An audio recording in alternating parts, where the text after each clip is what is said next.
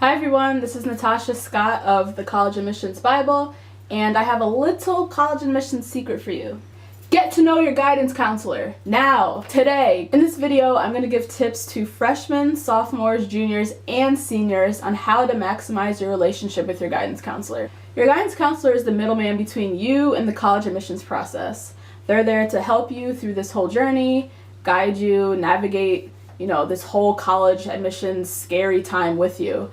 However, if they don't really know you very well, it can't really help you. There's nothing worse than senior year, you walk into your guidance counselor's office and you're like, hey, I know you don't know me, but I need you to send my transcript to this school and that school, and can you write me a recommendation too?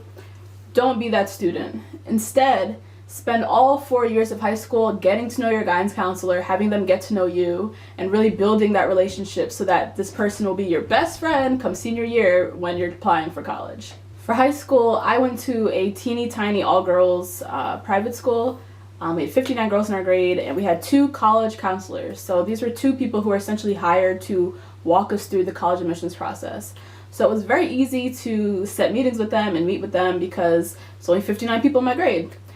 But for some of you who go to high schools that are much larger, where you're competing with 500 other students for 1 or 2 guidance counselors, it's kind of unrealistic for your guidance counselors to get to know every single person. So that puts the pressure back on you to get to know them and to build this relationship. So my number 1 tip is for freshmen is to take the initiative and go and meet your guidance counselor. So for my freshmen, this is what you're going to do.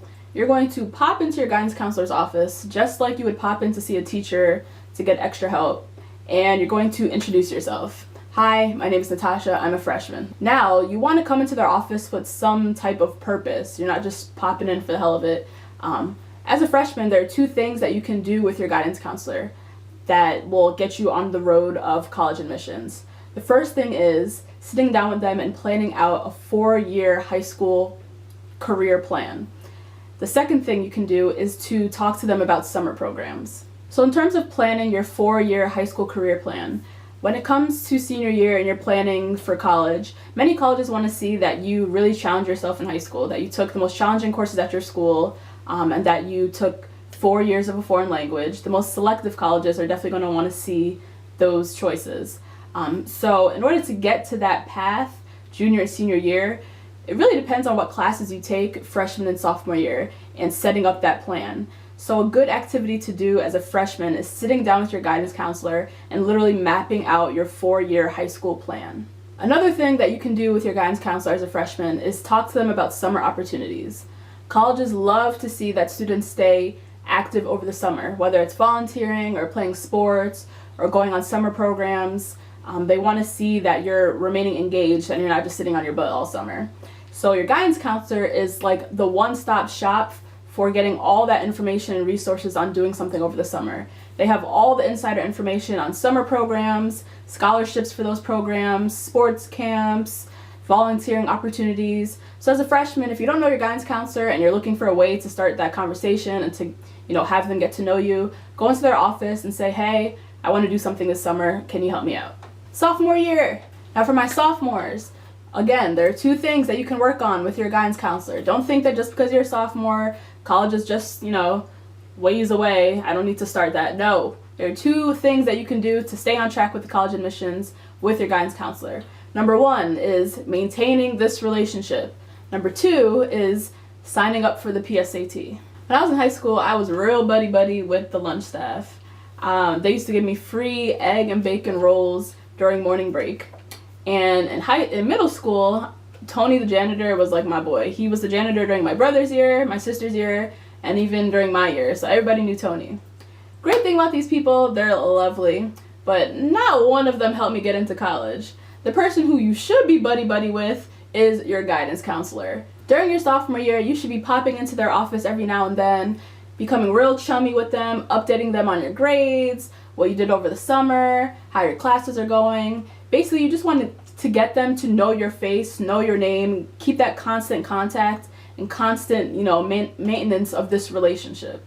Pop in and talk about summer programs again, or talk about the last episode of X Factor. Whatever it is, you just want to keep that constant relationship with them because it's going to come in real handy senior year. Now, signing up for the PSAT.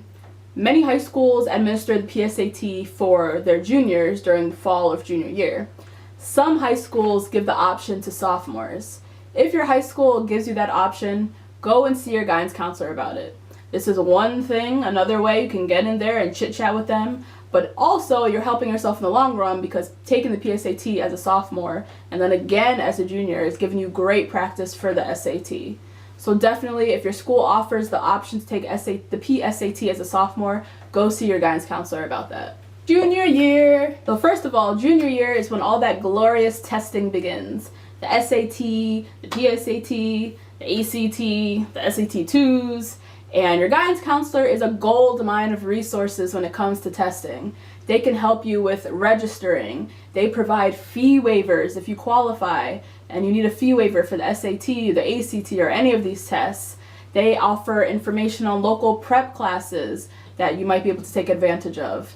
They offer a wealth of resources when it comes to testing and navigating this whole world of all those tests. So as a junior, pop in to see your guidance counselor. Hey, I need to sign up for the SAT, or hey, I need a fee waiver. It's not so awkward if they've gotten to know you freshman and sophomore year, trust me. One of the most important things you're going to do with your guidance counselor throughout this whole process takes place during your junior year when you sit with them and draft your college list. There are 1,000,001 universities around the country and around the world and on the moon. There's colleges everywhere. How are you going to know where you want to go and where to even start researching? During your junior year is when you need to sit and have a very important, serious meeting with your guidance counselor where you start to discuss your interests and your options for college. What are some potential majors that you're looking at? Where geographically do you want to go to college? Do you want to stay on the East Coast? And if you're from the East Coast, do you want to go abroad? Do you want to go down south? Do you want to go to a small university or a big university? Really looking at all these options and this wealth of types of colleges that are out there and sitting with someone who really knows universities and starting to narrow down a list. Hopefully you've really gotten to know your guidance counselor during your freshman and sophomore and junior years so that they can sit down with you and use their knowledge of you as well as their wealth of knowledge of all the universities out there and put together a list of about 20 to 25 colleges that you can just start researching. And I can't keep saying it again. The better your guidance counselor knows you, the more help they will be to you during this process when they sit down and come up with this list. Now, a third thing that you can do with your guidance counselor during junior year. You're not going to be applying for financial aid junior year, that comes senior year. But what you can do in junior year to start preparing yourself financially for college is start looking at scholarships, which is something that you probably should have been doing since the dawn of time. But junior year is when you really get into it and really start applying for scholarships. And if there's anybody who knows and has a wealth of resources on college scholarships, it's who? Your guidance counselor.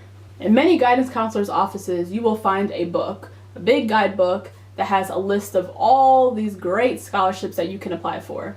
The guidance counselors' offices usually have bulletin boards of local scholarships.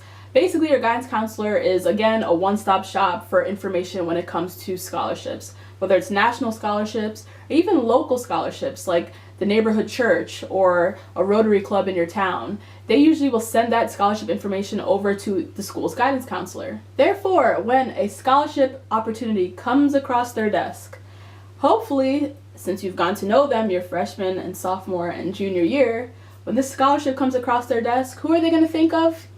You. Senior year. Now, seniors. By senior year, your guidance counselor will be your best friend, whether you like it or not, because you're going to need them to send out your transcripts, write you letters of recommendation, help you figure out how to apply for financial aid, write more letters of recommendations for scholarship opportunities. You're really going to be using them whether you like it or not. So hopefully you've done everything I've said freshman, sophomore, junior year so that you're not that awkward student walking in senior year asking them to do all of these things and they're looking at you like, who are you?